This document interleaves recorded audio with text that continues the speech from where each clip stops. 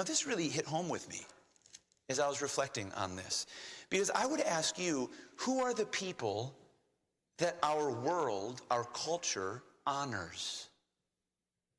Who are the people that our world holds up in reputation? If you were to go through your local supermarket aisle and you were to buy your groceries and go out on the way out, who would be the people on the faces on the pages of the glossy magazine at the checkout aisle? And let me ask you, is it those who for the work of Christ are risking their lives to serve others? No. Who are the ones our world holds up as important? They're the people who are wealthy, the people who are powerful politically or otherwise, the people who are talented, gifted, the people who are athletic, the people who are genetically charmed, beautiful, or otherwise. Those are the ones the world holds in reputation. You see, the great danger is that instead of being like the Christian church is supposed to be, totally upside down. That's what the Christian church is, totally upside down. You say, in what way? Well, the way that Jesus meant. When he said, whoever wants to be great among you, let him be what? Your servant, your bondslave. Jesus said, the first will be last, and the last will be first. It's upside down. That is the very characteristic of the kingdom of God. You remember when a mother of two of his disciples, the sons of Zebedee, James and John, their mom came to Jesus and said, hey, Jesus, I've got something to ask for you. Can my two boys sit on your left hand and on your right hand when you come in your kingdom? Like, can they be your number one associates? And, I mean, that's kind of embarrassing for the boys. Let's be honest. Your mom is trying to do your self-promotional work. And when the disciples heard about it, what happened? They got mad. Why? Oh, I'm so grieved for the character deficiencies in the... No. Because they wanted to be on the right hand. They wanted to be on the left. How dare they try to get a leg up in this race? And so Jesus had some teaching to do. He called them around, and listen to what he said. He said, ye know that the princes of the Gentiles, the political leaders, exercise dominion over them, and they that are great exercise authority upon them. That's how it is. The people who have power use it. And it's the same in our culture. Many different kinds of power. But it shall not be so among you, but whoever will be great among you, let him be your minister, let him be your servant.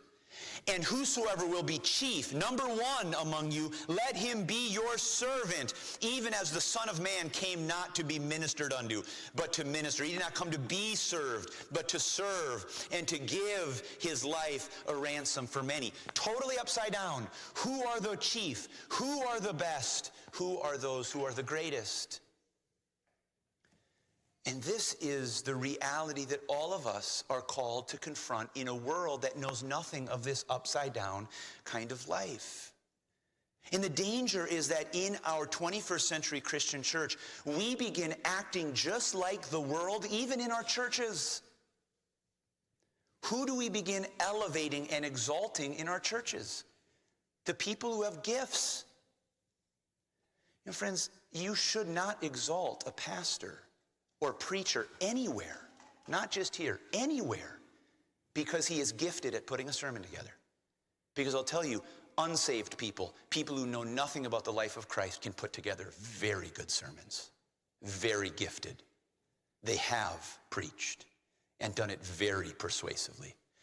That's not something that should exalt someone. And in fact, in our culture, because we elevate, because we exalt people who have gifts, it's actually very dangerous to them. When we only elevate someone because they're talented, because they have a gift in a certain way, we're actually putting them in a very dangerous position.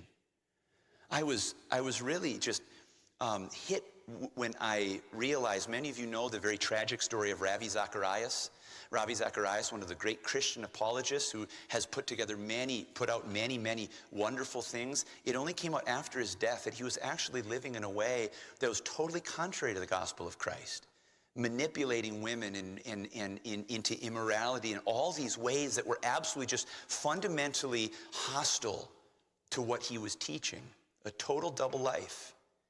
And what was so struck me is that one of the women that he was manipulating said that he would actually pray with her and say to her, "You are my reward for faithful Christian service." I said, can you imagine the desperate deception and brokenness of someone who sees taking advantage of something that I have earned? But you see, friends, when we exalt people for their gifts, oh, what a wonderful person, what a wonderful paragon, they can begin to believe it.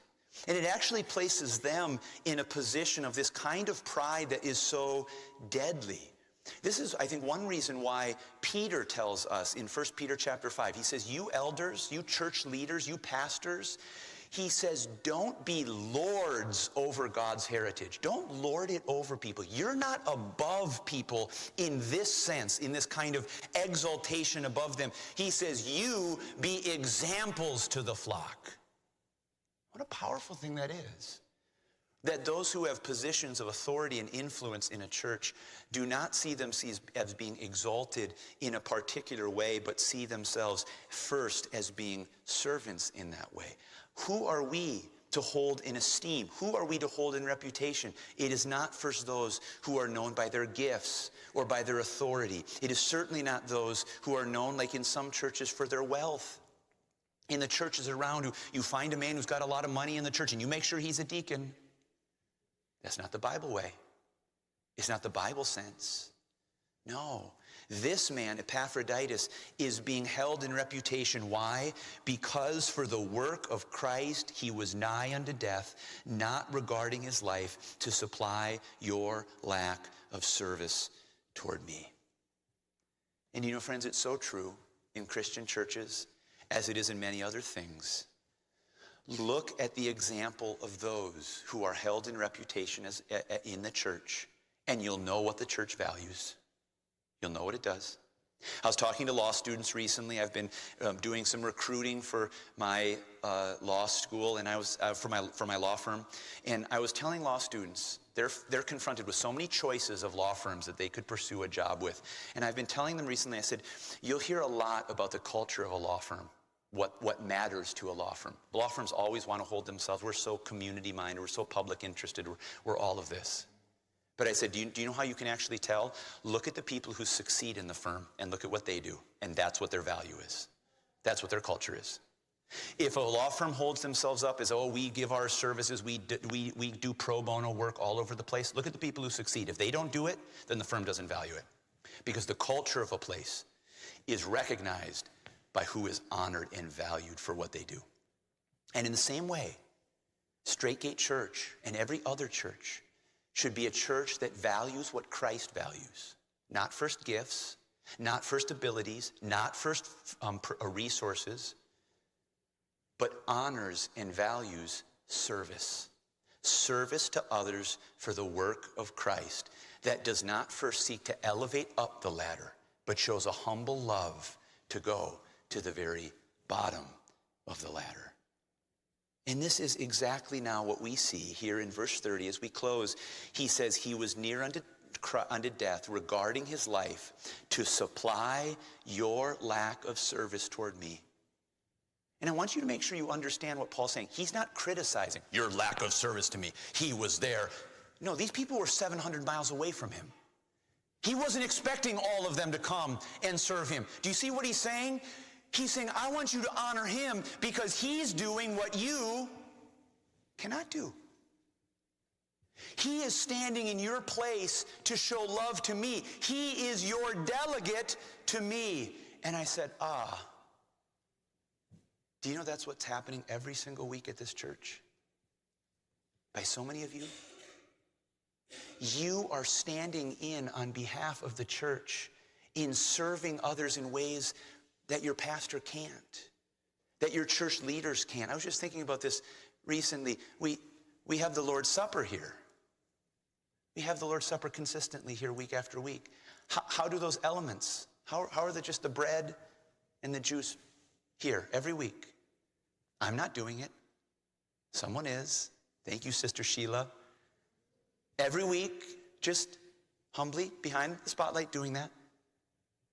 How do our children get here on the buses week after week after week in what is so, so difficult, so challenging for so many, giving so much time to that. It's because of people like Brad and Julie or Dan and Janet, our bus captains, Faithful, Alicia, Ben, Libby, many others, our bus drivers like Nick and others. Whereas behind the scenes, faithfully, not to be seen, but out of love, serving for the work of Christ. I could go down the list. I heard from one of you about the exciting work God is doing in a jail ministry. Probably very few of you know about. It's just work of Christ, behind the scenes, humbly serving. And I could just go through so many people here, one by one. That is what Christian ministry looks like.